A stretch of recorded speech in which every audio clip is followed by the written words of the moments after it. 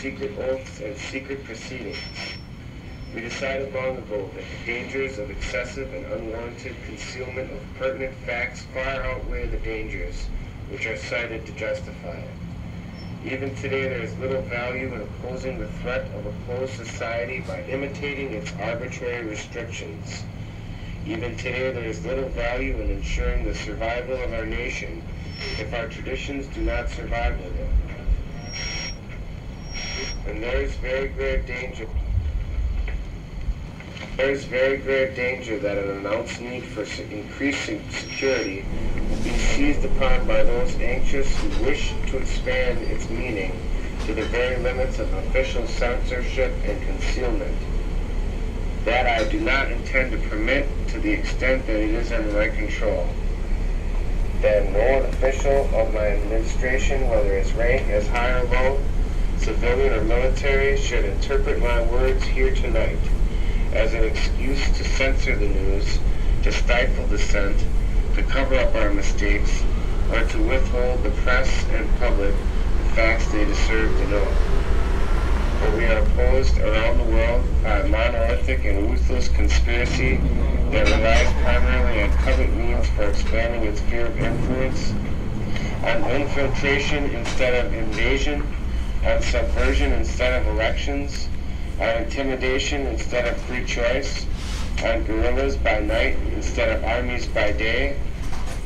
It is a system which has constricted vast material and human resources into the building of a tightly knit, highly efficient machine that combines military, diplomatic, intelligence, economic, scientific, and political operations. Its preparations are concealed, not published. Its mistakes are buried, not headlined. Its dissenters silenced, not praised. No expenditure is questioned. No rumor is printed. No secret is revealed. No president should fear scrutiny of his program. Because from that scrutiny comes understanding, and from that understanding comes support or opposition. Both are necessary. I am not asking your newspaper to support an administration, but I am asking your help in the tremendous task of informing and alerting the American people. For I have complete confidence in the response and the dedication of our citizens when they are fully informed. I not only could stifle controversy from your readers, I welcome it. This administration intends to be candid about its errors, for as a wise man once said, an error doesn't become a mistake until you refuse to correct it. We intend to accept full responsibility for our errors, and we expect you to point them out when we miss them. Without debate, without criticism, no administration in no country can succeed. No republic can survive. That is why the Athenian law decreed it a crime for any citizen to shrink from controversy.